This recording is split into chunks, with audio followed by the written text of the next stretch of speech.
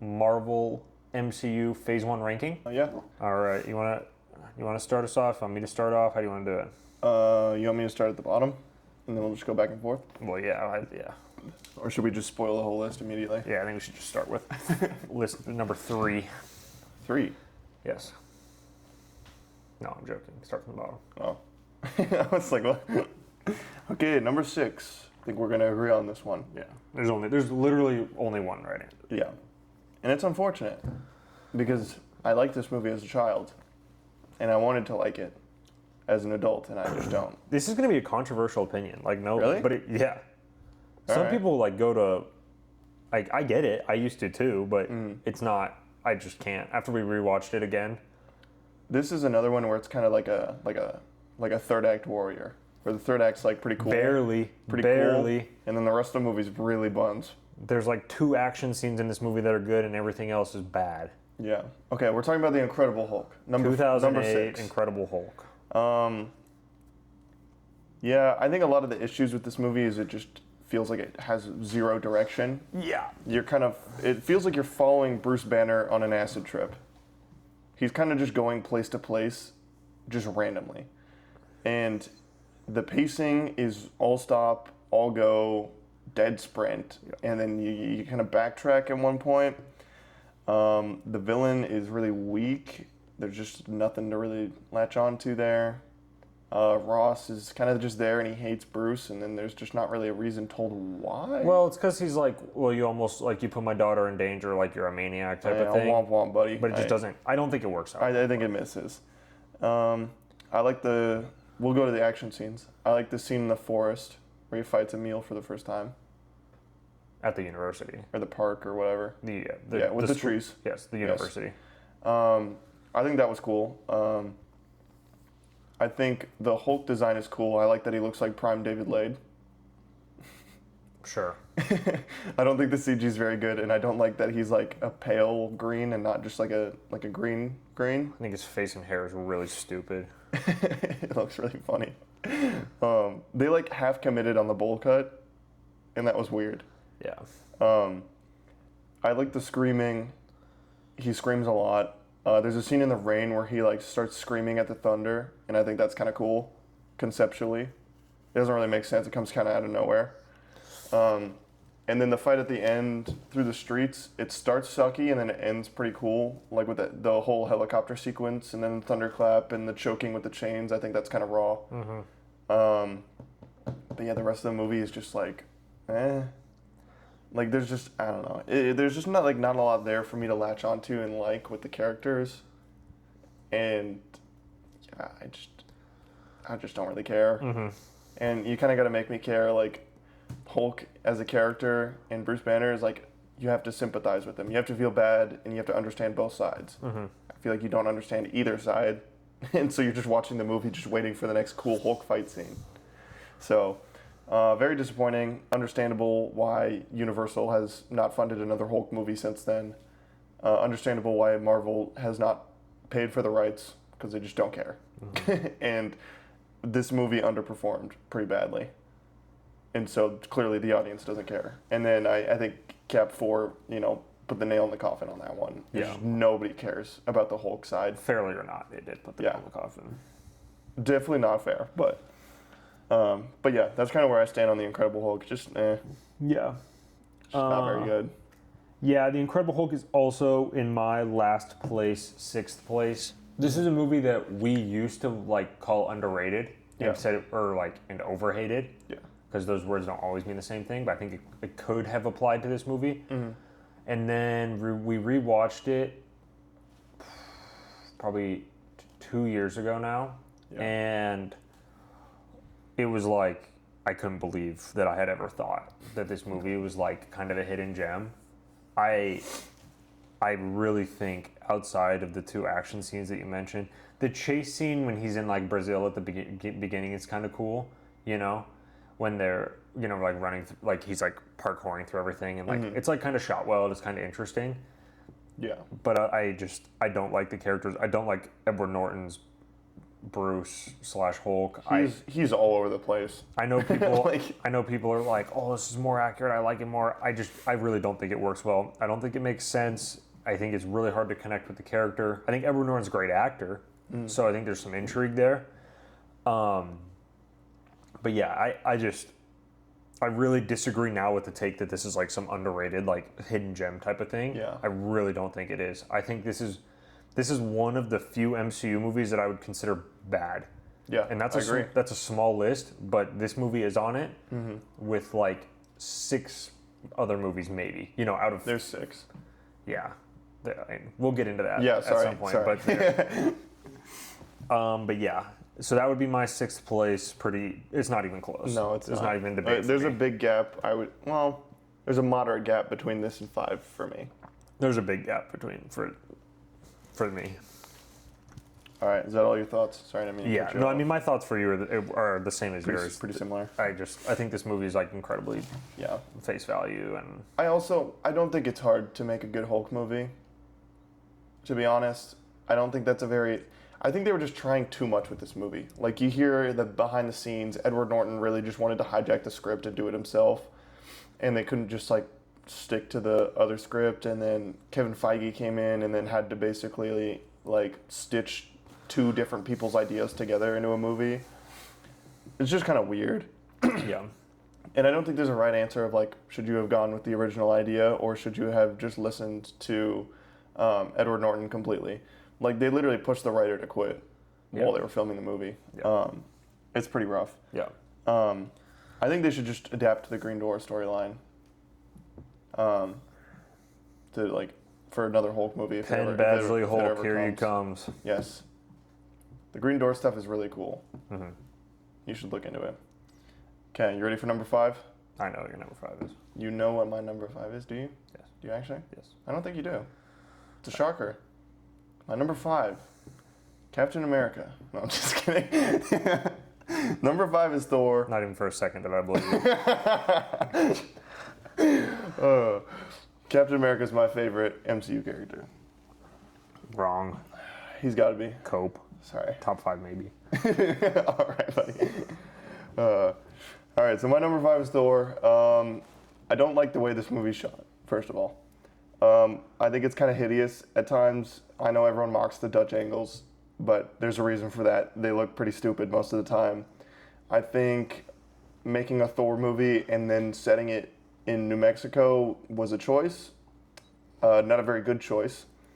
I think Jane Foster is okay, but I don't think her chemistry with Thor is very good. And I think you kind of need that if you want to have a, Thor loves humanity movie. Mm-hmm. I think Loki's great, though. I think Loki's really good in this movie. I think his dynamic with Thor is really good in this movie. I think his character is really fleshed out, like, very well. Yeah. And Chris Hemsworth is just really good. He's a really solid actor. He's really good in this role. He knows what he's doing, clearly. Mm-hmm. I just think the supporting cast on Earth is not very good. I don't like Jane's friends. I don't think any of them are interesting. Not like Stellan Skarsgård as Dr. whatever his name is? He's just kind of a nothing burger. I thought, as a kid, I watched Thor multiple times. Uh-huh. When I watched The Avengers, I did not make the connection that was the same dude in Thor. I thought he was being introduced in The Avengers. Really? Yeah. I was like, who's this random old dude that they keep like? It is funny that they brought him back for Avengers to be like this brainwashed idiot. Yeah. And it's like, because it's just kind of rude. Stellan's like kind of an animal. Because and that's like after Girl with the Dragon tattoo. You know what I mean? Like, well, and then in Thor: The Dark World, they make him like some schizophrenic psycho, and I'm like, what do you do to my guy? Running around naked, like at Stonehenge. Like, he had already been Bootstrap Bill for Pirates and everything. He'd done Mamma Mia. He had just done Girl with the Dragon tattoo. Like, he's like stamped. You know what I mean? Like, he's not some like random dude they pulled off the street. I think that perfectly encapsulates kind of the issues with Thor. Is you got all the pieces there. And then you're just making the weirdest choices ever with the pieces. I like Kenneth Branagh as the director. Why? Like, But they wanted that Shakespearean take. That was that's what they went for. Like, that's what they wanted. Yeah, but then they don't spend very much time on Asgard. But that's what I'm saying. If they spent the whole movie on Asgard and they had Kenneth Branagh be the director, that makes way more sense to me. I think that movie would be unwatchable. I don't think that would. Oh, I don't think it would have been good, but I think the choice would have made more sense with the Shakespearean thing. They spend most of the time on Earth, if I'm not mistaken. I like the concept of the movie being about Thor finding out what makes him a good man and what makes him a good person. Mm-hmm. The worthiness for the hammer. I think that's a strong plot line. I think it kind of takes a backseat in the movie, though. Mm-hmm. He kind of just... The scene in the rain where he goes to the hammer and he can't pick it up, like, that seems really good. Yep. And then the movie after that point is just treading water until the third act, for me, in my memory. Mm-hmm. And, yeah, I think the movie's told basically through the perspective of Thor. So when you go to Earth, you should be won over by Earth. You should have it charm you, Mm-hmm. I think they completely failed to do that. And Natalie Portman's a great actress. She's just a nothing in this role. Yeah. Just a complete nothing. I think Chris Hemsworth is putting the movie on his back. And then when Tom Hiddleston shows up, he's then also helping him put the movie on his back. Yeah. I think Odin's cool. He's kind of scary and... he is scary. Anthony Hopkins? Yeah, he's got some presence. I like his voice. Mm-hmm. It's kind of scattered. I'm jumping all over the place.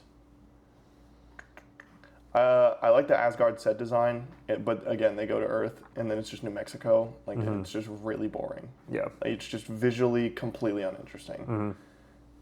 And, like, maybe they were trying to visually separate the two things, but, like, you're not supposed to make Earth look like a dump. Again, you're supposed, like, Thor is supposed to have this, but I think that's protective the point. aura. It was supposed to be like it's supposed to be like Earth. The fish out of water thing. So it's like as drastically different as you can put him in a place. Yeah, well, I feel like they could have just done that with something like maybe like a forest, like put him in like Oregon. No, I don't. Something, I'm not. instead I don't of like enjoy a bleak desert. I don't enjoy the New Mexico setting, but I think that's just what they're going for. Yeah, I think like that was like a choice, and I understand it was a conscious choice. I just think it was the wrong choice. Like, I don't know. I don't like it. A lot of the problems I have with this movie are again like liking the characters and, enjoying the visual aspects of the movie. I just don't like either of those. Mm-hmm. So yeah, that's why it's the next one.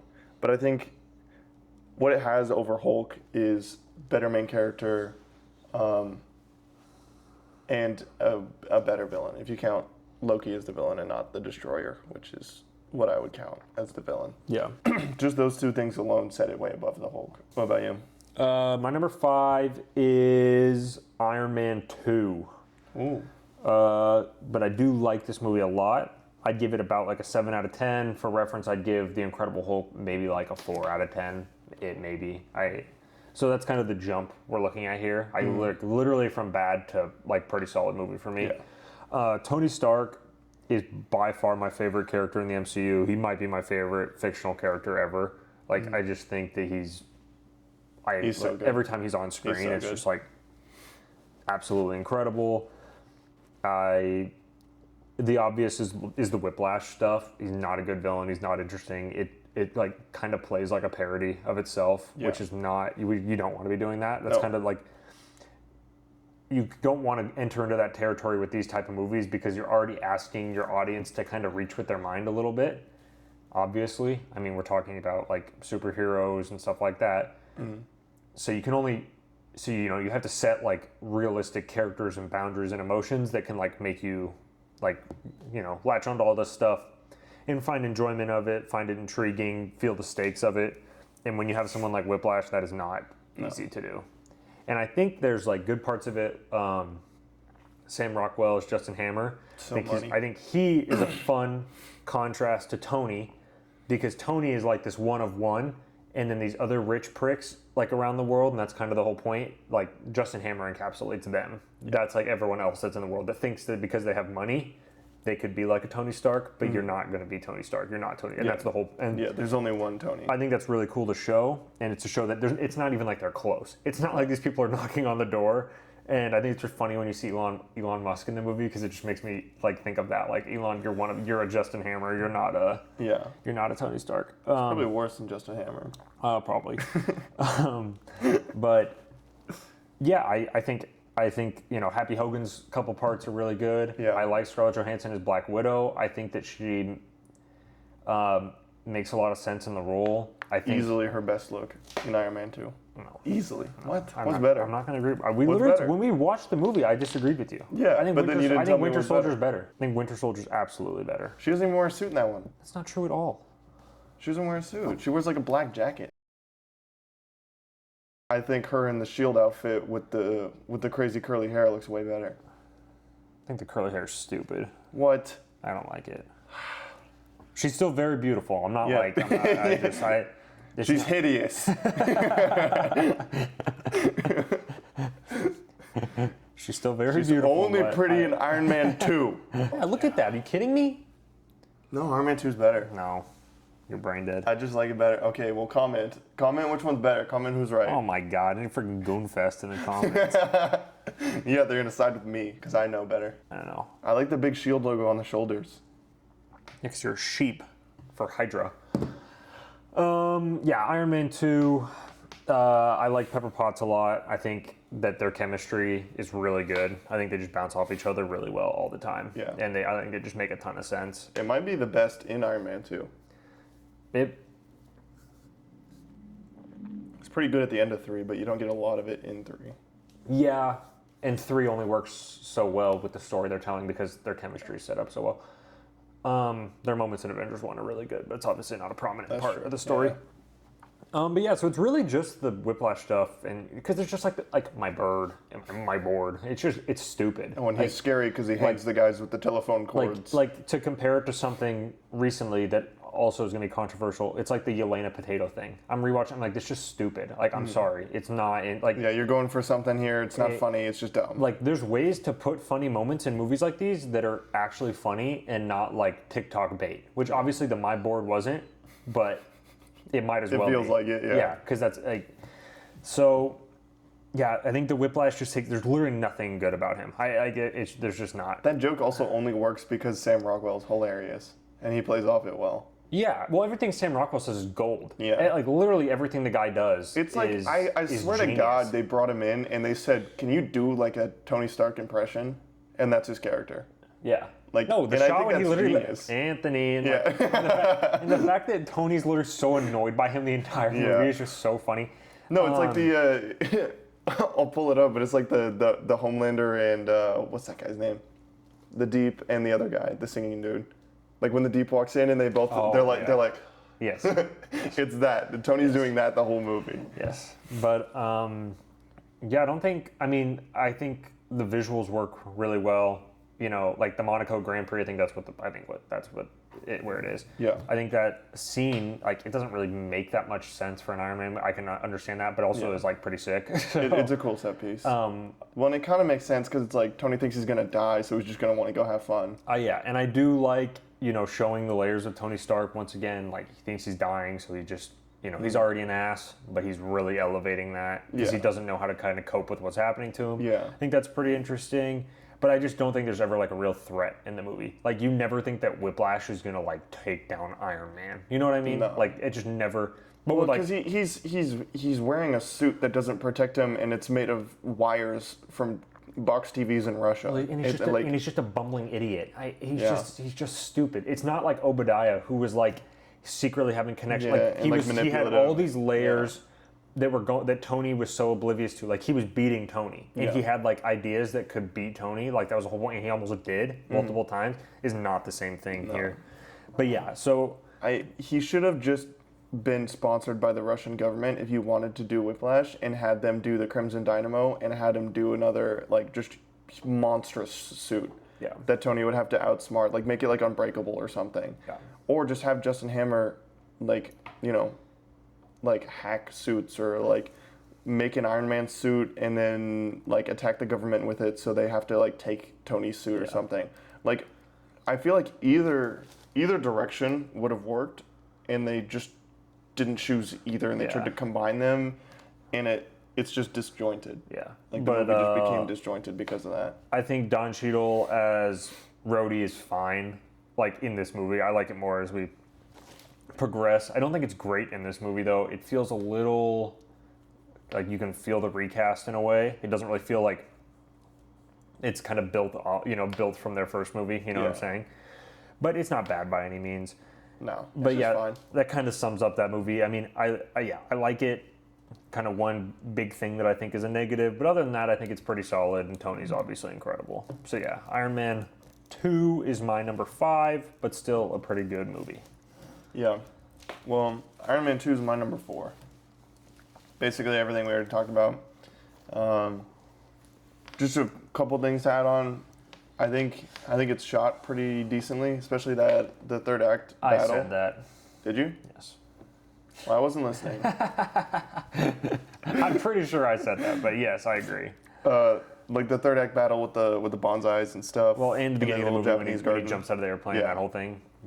I think it's really cool. I think the sound design is incredible. Unbelievable stuff. That's been said to death, especially with the first Iron Man movie, but it really is great. Yeah. What else? I think the suit designs in this movie are like kind of overlooked. I didn't remember them like at all. Yeah. But I remember like seeing them. Like I think the War Machine suit, I think that's why it like never really changes. Is because they introduce it in this movie and it looks really cool. And so all they ever do is just change out the guns. Well, and next movie it's Iron Patriot. Well, yeah, but I'm more talking about when War Machine comes back. I'm just saying it's technically the same, and they kind of lampshade the fact that it's stupid, which I kind of like. I think the lampshading on that one works. But I think it only works because the Iron Patriot in the comics was Norman Osborn. It was like poser Iron Man. Yeah. So it's like it was always a joke. Yeah. It's not a X-Men yellow spandex kind of line. Yeah, I think that's about it. I mean, the villain is just not good. Just kind of directionless. But, I mean, like, obviously RDJ puts the movie on his back at points. Very entertaining. Lots of memorable set pieces. I think the battle in the third act is a little... It feels kind of like they ran out of money. Because they fight all these hammer drones, and it's really cool. And then Whiplash shows up. And then they just blow him up immediately. Yeah, because he's not a threat. That's the whole point. That's what I've been trying to say. There's no threat with him. There's no threat with him with Tony, let alone if Rhodey's there too. It's like, yeah, they're going to kill him. Like, what? He literally shows up, they scuffle, I swear to God, for like 20 seconds. No, they do the hammer tech drone. He's like, this is the stepmother or the mother-in-law, whatever it's called. What is it called? And then the ex-wife. Yeah, the ex-wife. My dad thinks that's the fucking funniest line. Sorry, I said fuck, but that's the funniest line of all time. He cracks up with that. Hammer tech. Hammer tech, yeah. Yeah. But yeah, they play a joke out of it. Yeah. Just kill him. No. He literally comes down. They shoot him with the ex-wife. He goes, dink. And then he restrains both of them with the whips, and then Tony just goes blow him up, and he goes yup, and then and they both and then he explodes. They put him in the J. Robert Oppenheimer in the middle, and it goes, and then he just explodes, and nobody cares. Explodes, and then he goes, I can't say that word. He goes, explosion time, and then it starts beeping, and then the movie's over. Well, okay, and then all the drones are set to blow, so he goes and picks up Pepper because she's stupidly standing right next to it. Yeah, she's like staring at it for like 5 minutes. So then he takes her to a rooftop, and then they have her It starts beeping. It's the most clear bomb sound I've ever seen. She's just like... Literally with her mouth open. Just, it's okay, Pepper. Dude, it would be one thing if it was for like 2 seconds. Like she's like trying to register what it is. They cut back to it and she's still staring at it like 3 different times. Oh my God. Film. Yeah, that third act battle is like really cool until Whiplash shows up, and then it's the dumbest thing ever. Oh my gosh. Oh, that's so funny. Do you think it's funny? So how he had to make drones for every like branch of the military. Yeah. And he tried to make it cool. Do you ever think about how today he would have to make like a Space Force drone? Space. Or what would be equipped with the Hammer Tech Space? I'd actually want to know. Probably an American flagpole. And that's it? and since it's an Iron Man movie, they would probably have to try to give him like a space laser or something, even though that's like not accurate at all. Space Force! He'd have to yell that. That's the whole point. Yeah. He's like, Marines! Navy! He'd have to, dude. You think they would give him like a Mars rover to drive around in? Dude, and then they blow up. The drones already blow up, so it wouldn't even be creative. Oh. No, I don't know. There's no like Space Force weapons. No, that's the whole point. And I think that he would literally just have an American flag on a pole, and he would just fight people with the flag. That'd actually be sick, though. If he was like stabbing people with the other end, that'd actually be hard. That's what I would have to guess. And then he has a car. He has a Mars rover. Yes.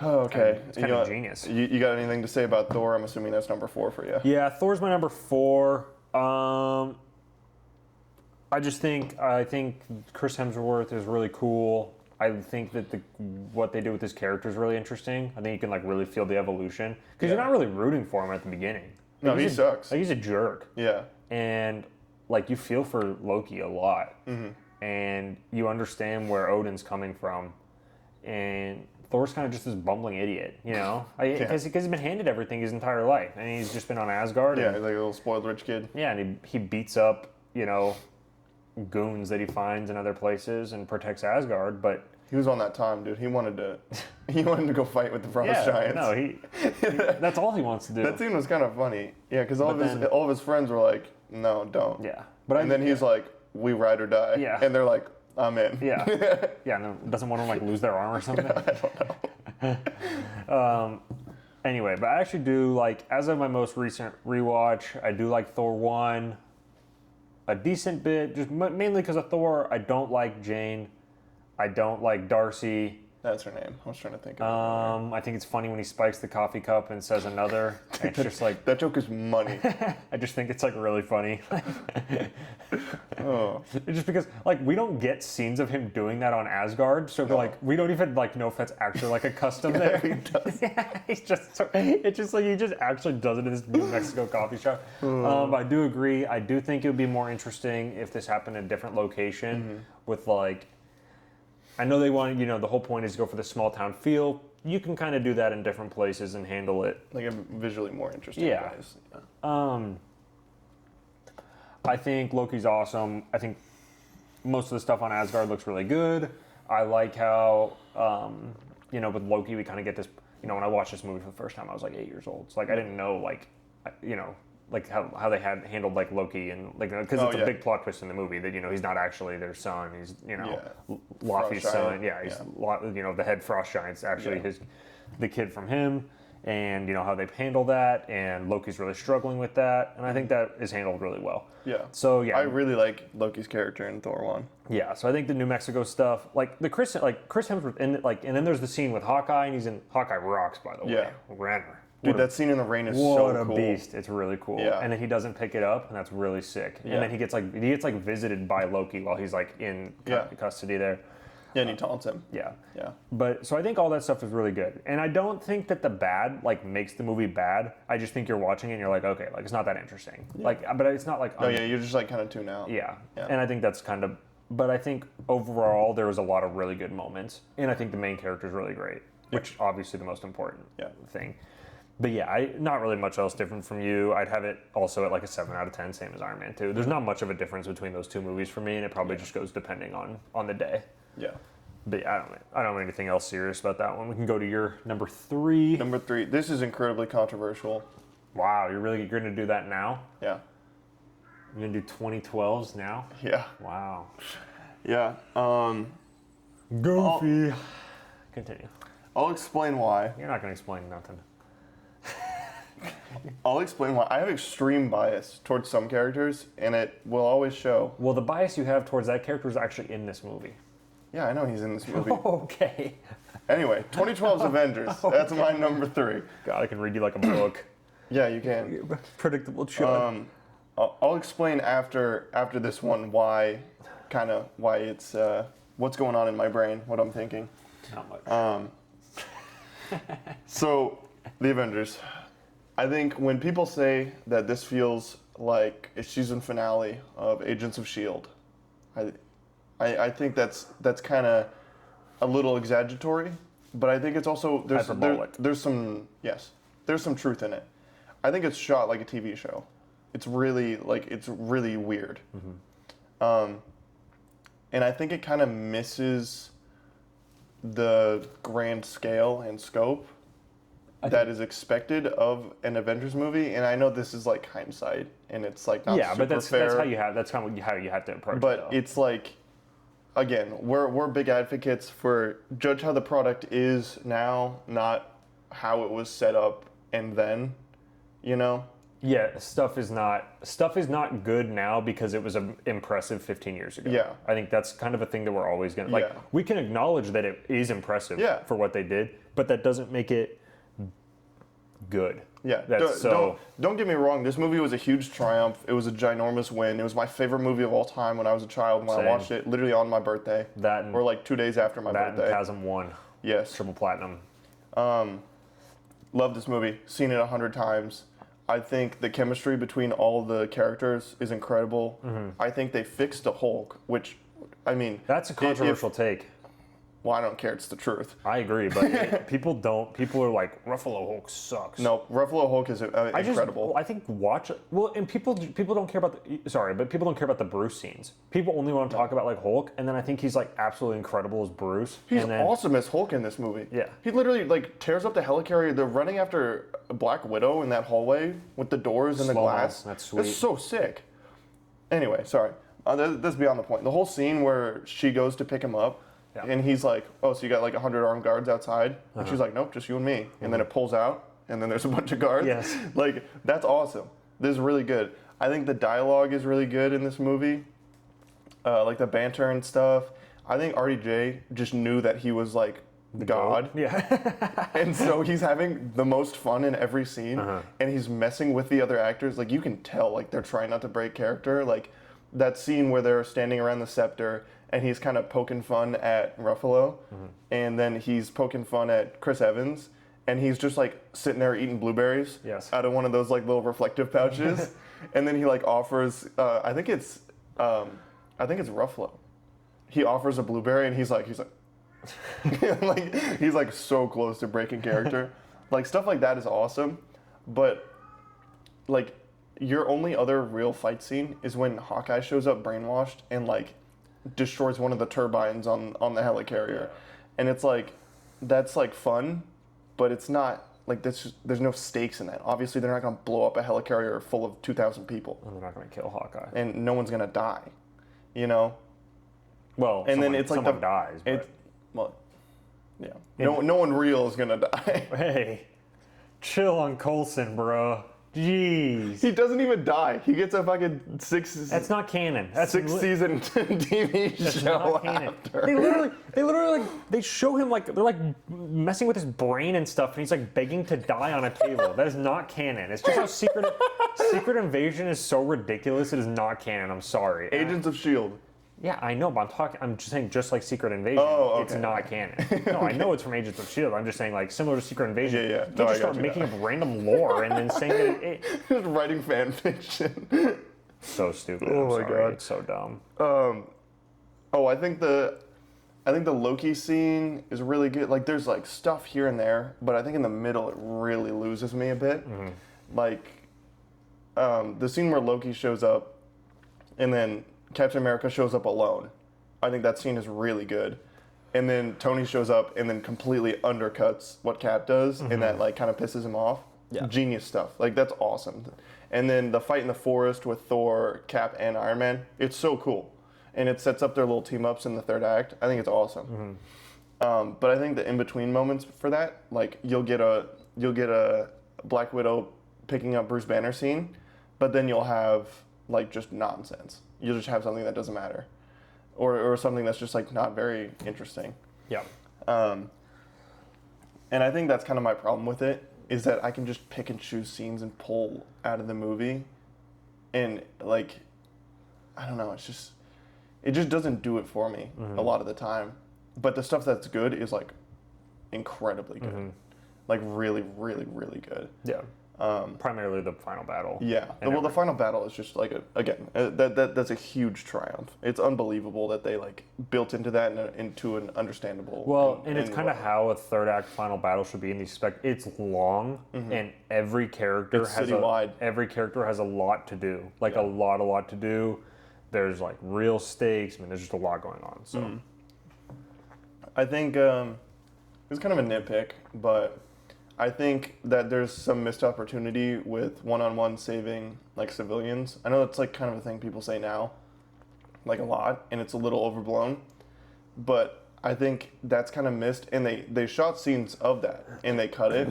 Like there's one where like Cap throws a shield at one of the aliens, and then it like bounces into a taxi or something, and a little kid picks it up and like gives it back to him.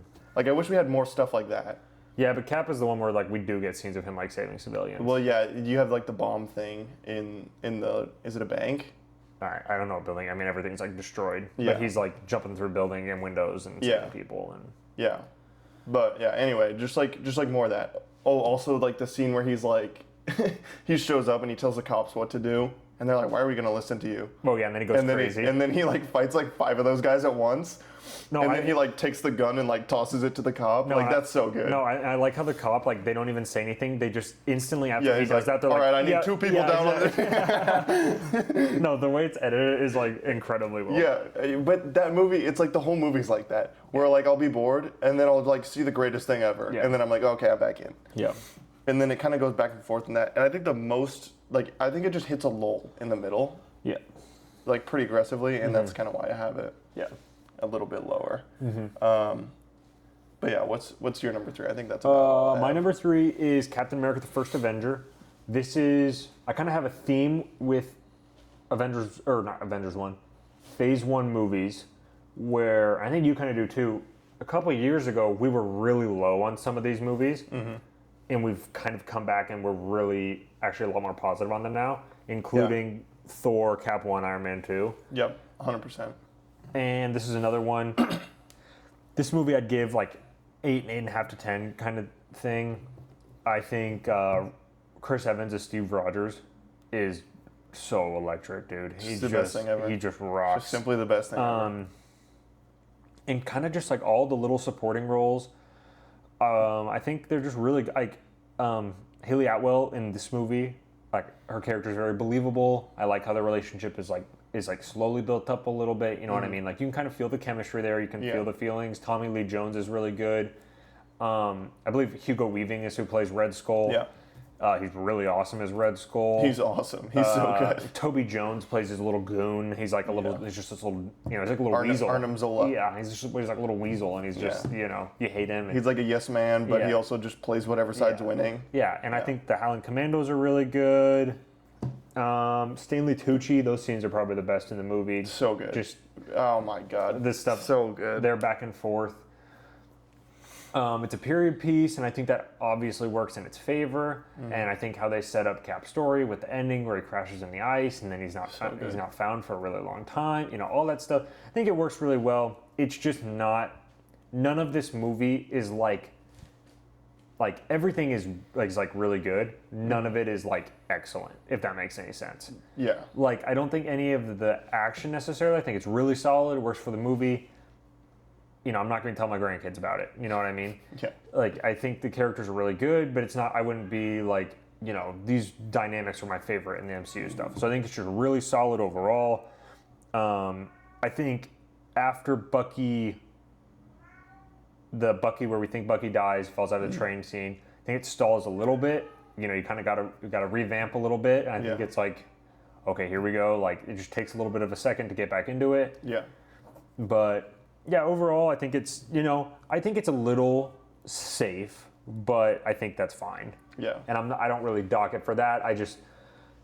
Other movies that I feel like take some more risks. I think that it works for me a little bit more. Yeah. But there's really not much negative about this movie for me. I think it's like a really good movie. And I don't have things to like dock it by any means. But that's my number 3.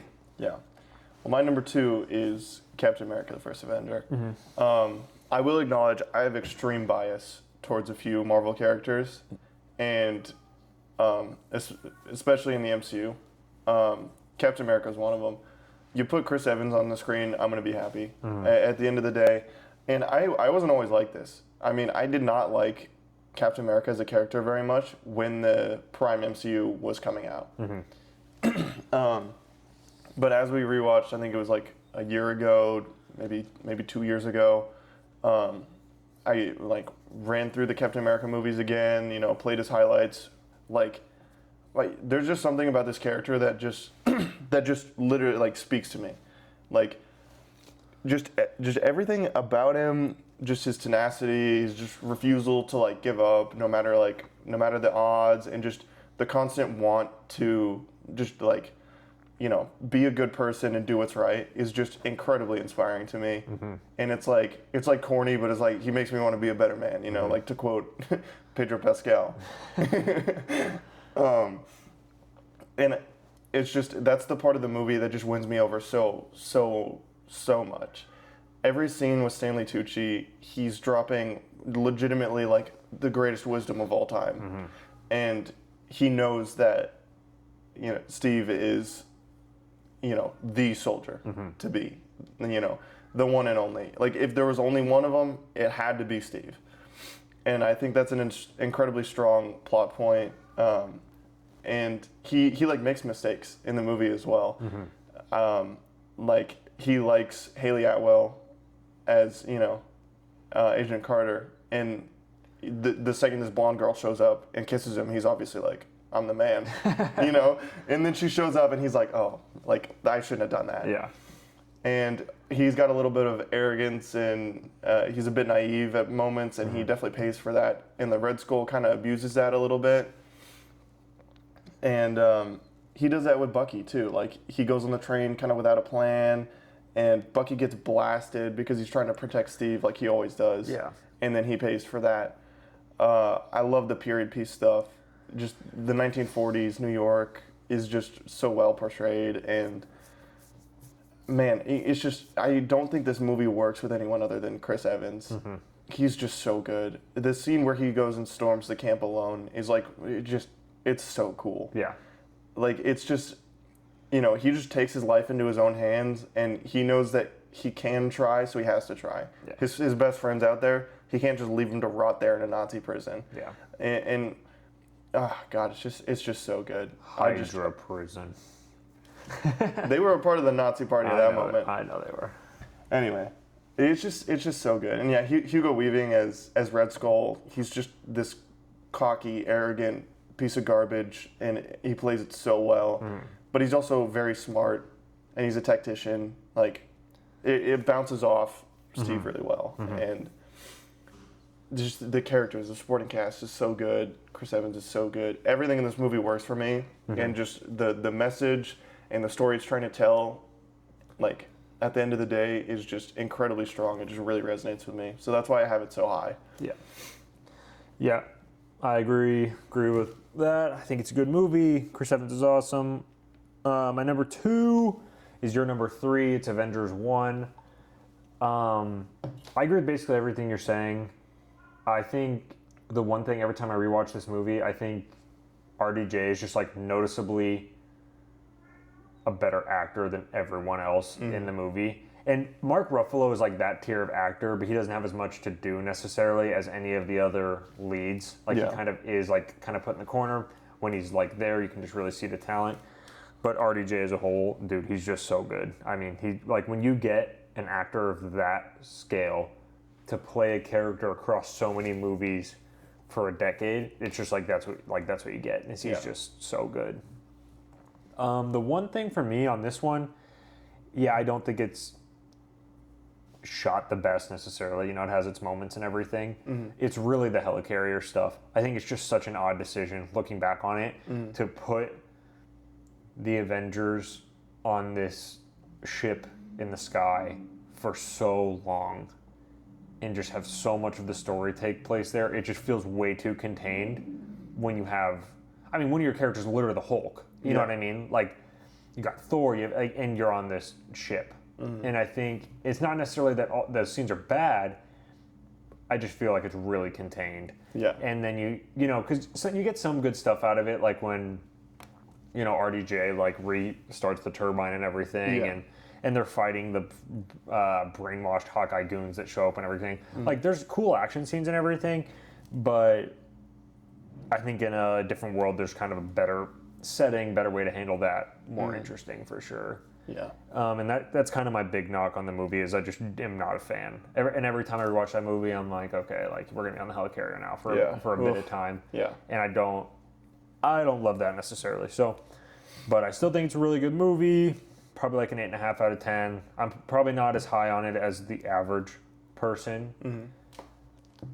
Like spoiler alert, this won't be my top 3 MCU by any means, but I do think it's really good. And I just love the OG Avengers. I love the OG 6. They're so good. And I love that in Endgame we got to, get them back and kind of rehash their relationship and get back into that again. Yeah. But yeah, I guess we only have one movie remaining. One more. Iron Man. It's both of our number ones. Yep. I'd say pretty easily. I think it speaks for itself. Yeah. It's incredibly well characterized. Obviously, RDJ as Tony Stark is just the best thing ever. Everyone's already said that. Yeah. I don't need to say it. My opinion on it is going to be the same as everyone else's. I think the action in this movie is really cool and very inventive. I think it's very well paced. A lot of people knock the villain for just being a mirror of the hero, and I think that's kind of disingenuous because he's not a mirror of the hero. He just looks like him at the end, kind of vaguely. Yeah. Obadiah is very clearly fundamentally a different person than Tony, and it's not like a reversal. Well, he's like a rat. He's like a vulture. Yeah. He wants to sneak in and win the approval of everyone else. He wants to be like Tony Stark, but he's not like Tony Stark at all. No. He doesn't care who gets hurt. He just wants power over the company. He just wants money and power. Yeah. And so whenever people say like, oh, it's just an evil version of the hero. But I think that clowning on that is stupid. I never understood why people hate that so bad. Like, if you handle it well... I think it's because people said that it's like done like really often because it's like Ant-Man. Yeah, but it's good in Ant-Man. And that it is good in Ant-Man. Like, the only time it's bad is Hulk. And that's because it literally feels completely lazy. True. Because they just shoot him up so that there's a physical match for him. But like between Bruce and Emil Blonsky, there's not like much like there actually. But it's just like we need something to combat the Hulk. So like just make another Hulk. You're gonna be Abomination now. Yeah, like I think that's not well. I just think people that clown on it as a whole, I think is really dumb. I think that's just lazy. I think you gotta pick and choose which ones work, which ones don't. Because I mean, it is something that can work, but it's something that also sometimes doesn't work. Yeah. But anyway, I think Ironmonger's cool. I think him working with the 10 Rings to kill Tony and then having Tony learn that is cool. I think Pepper helping him learn that gives her a role in the... Because I hate when they take like the love interests or just like female characters in general and then they just try to put them on the same like level as like the hero, even though they're very clearly like physically not on the same level. Yeah. And it's like the Spider-Man 2 game thing, where it's like they gave MJ a gun and now she can fight with Spider-Man against the symbiote. It's like, no. She doesn't need a role that important, Or not that important, but she doesn't need a role that dangerous to be on the same level as Peter in importance. Yeah. And I feel like that happens a lot, especially with superhero movies, because they like feel the need to just lift everybody up. And it's like, you can have some like power, scaling differences. Yeah. And I like that, she goes and spies on Obadiah for Tony, and like that's something only she could do, and something that Tony needs. And there's multiple times where he's alone and working on himself, and a lot of the time he just isolates himself. And so after he comes out of the cave, he starts asking Pepper for more help. He starts respecting her more and learning more about her as a person. I think that's a very subtle like B plot, and I think it's done really well. Yeah, I really like that part. Like obviously the operation scene where he like pulls out the the coil string. Well, thing. that's an Iron Man 2, isn't it? Huh? That's Iron Man 1. She comes in, puts her hand in his chest. Oh, that's Iron Man 1. No, I thought are you not talking about the scene when she has to switch him for him? Yeah. Yeah, that's an Iron Man 2 because that's the whole point of the movie. it's like rotting, and she's swapping them. In Iron Man 1, he has to sub it out. He has to break the glass on the ground. Well, yeah, but that's after he replaces the first one. No, I'm pretty sure. I mean, we literally just watched this. Yeah. No, it's arc reactor number 1 that he has to replace, and then when she pulls it out, she takes that one and puts it in the glass case, and then puts the new one in his chest. Do they not do a scene like that in Iron Man 2? Anyway, stuff like that. I like those scenes. I think it's really good. I like the suit design a lot. I like the jet chase scene where he saves the guy by accidentally like blowing up his plane. Yes. I think that's very like Tony Stark, where it's like he causes a problem, but he makes sure like to fix it. You know. Yeah. What else? Oh, the soundtrack is killer. It's so good. It's so good. And the score. The score is really good too. Happy Hogan's really funny because he evolves into like a comedic character, but in Iron Man 1, if you watch closely, like he's supposed to be like hard, you know? Like he's supposed to be this like really cool bodyguard. And it's so funny because Jon Favreau is the director of the movie. So he's like, I'm gonna insert myself into the scene and I'm just gonna be this hard ass bodyguard. No, and he's kind of like fit too. So it's he's like oddly in shape. No shame to Jon Favreau. You're beautiful as you are. No, he's awesome, but it's just funny. It is really funny. It's really funny. Because just seeing where because he goes from like hard bodyguard who barely has any lines to Iron Man 3 where he's forehead of security. Yeah. And it's so funny. Yeah. No, it's a great movie. Iron Man 1's incredible. We just rewatched it. It's just crazy to like watch that because like we're watching it. And it's like imagine being in the theater for that and you're just like ripping this and you're like, dude, he's so cool. Yeah. You know what I mean? Like I feel like we don't watch a movie, especially like the first installment of a movie, and we're just like hooked instantly. Oh yeah. You know what I mean? Like do we? Dude, I feel like dude, the scene where he's like sitting on the couch and he's like with the screwdriver. Yes. And he just, oh my god, it's so cool. And you can hear it and he's just pissed. Yeah, because he's watching it and they still have his weapons. Okay, I want to get this out there because this is a common take. You ready for this? It's the stupidest take of all time. You know what I'm going to say, yes, don't you? I know you're going to say it. People just need to watch the movie. People say that the movie is pro-imperialism. If you think that, you are a dumbass. I'm going to say that plain, flat out. And we're going to clip this and put it on the shorts. If you think this movie is pro-imperialism, you are genuinely stupid. Okay, the movie... Anyone who is pro-imperialism in the movie is a villain. Obadiah Stane. He works with the terrorists to then... kill Tony so he can sell more weapons to terrorists. That's literally imperialism, right? Tony sees this. Tony is the hero of the movie, if you guys didn't know.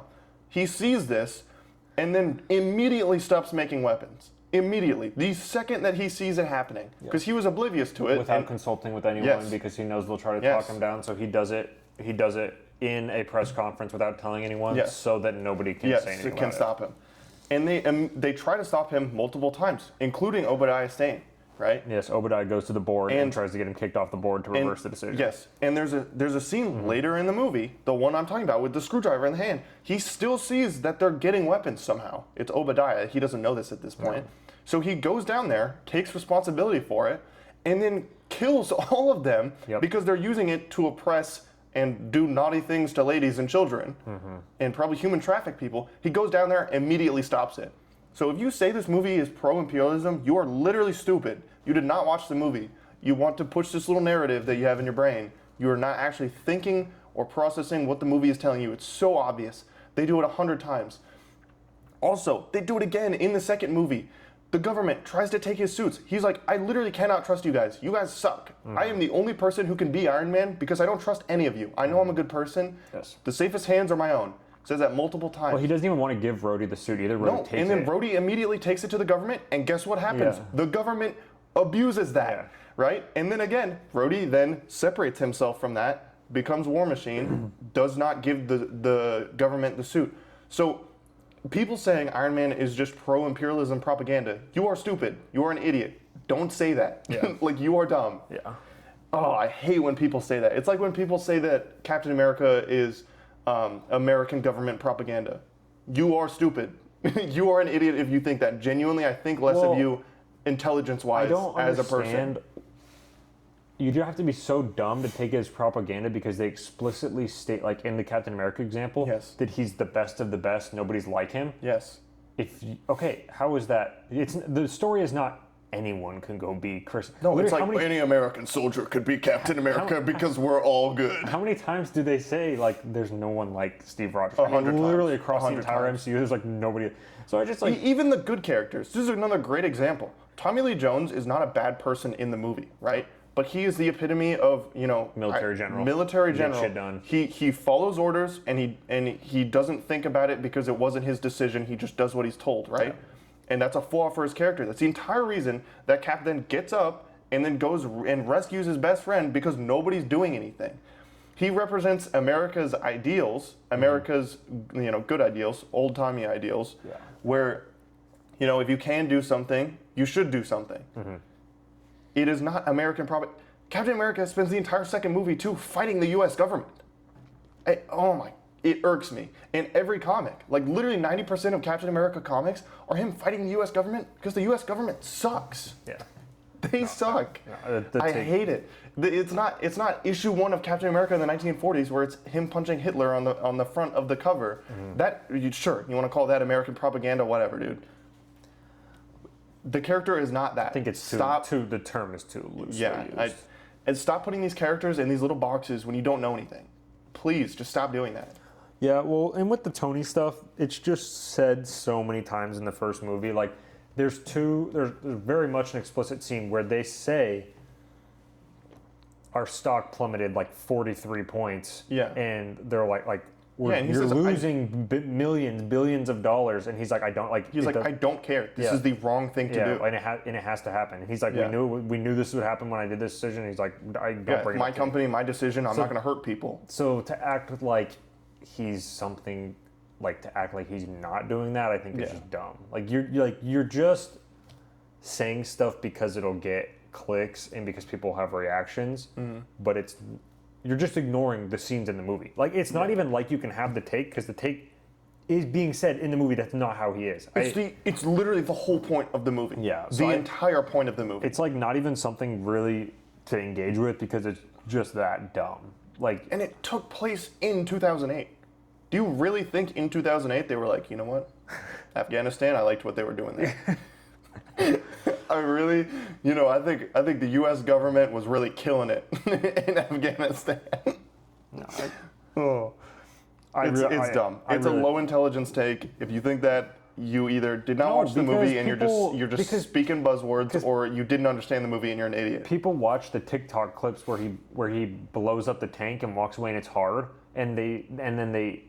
so they haven't seen the movie, so they watch the clips and they're like, no joke, this is what it is. And they're like, Tony Stark likes killing brown people and thinks it's cool. Yeah, like, the U.S. government sent him to go blow up up a Middle Eastern country. That's literally the leap in logic that happens. He's saving these innocent people who are about to be murdered by terrorists. Yeah, and human trafficked. And then you change that to he's killing people because he thinks it's hard.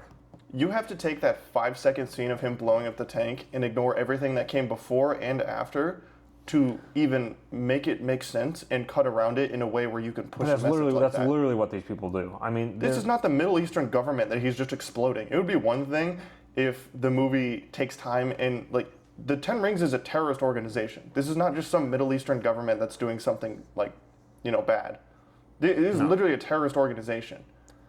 Yeah, you can argue imperialism if they drew the line at, oh, this is just another country's government. And even then, it's like, yeah, but it's like But it's literally not at all what's happening. That's not what the movie is. He fights terrorists in all of his movies. Whiplash is a terrorist. Guy Pearce's character, what's his name? Mandarin. Killian. Aldrich Killian. Aldrich Killian. He's a terrorist. Literally, he's an American terrorist. Through and through. Yeah, but he's still a terrorist. Yeah. It doesn't matter. He's an American terrorist who abuses war veterans. Yeah, and he's using the Mandarin and the Ten Rings to try and make it, to try to shift blame. Yeah. Yeah. But yeah, I just think it's stupid. All he does is fight terrorists. It's not that complicated. Yeah. You don't have to. Well, I mean, that's just Iron Man. Yeah. That's just kind of what he is. But yeah, Iron Man, so awesome. I think it's great. Yeah. I don't think. Anyway, yeah, I just had to get that off my chest. That take is just completely brainless. I just need to shoot that down before anyone mentions it. Yeah. But yeah, that's our Phase 1 ranking. Yep. It's kind of, I think, the lesser controversial you can get with them. Because people kind of view, there's not like a unanimous order with the movies, Yeah. but people kind of view them all like generally in that light. Yeah. Like, I think our Hulk might not be last on everyone's list, but it's probably last or second to last. Like, Iron Man 1 or Avengers 1 is usually the number one movie, and then the rest kind of fall into line. So I think, there's not too much craziness going on there. I think the top 3 is like locked in. In any order, I would accept that top 3.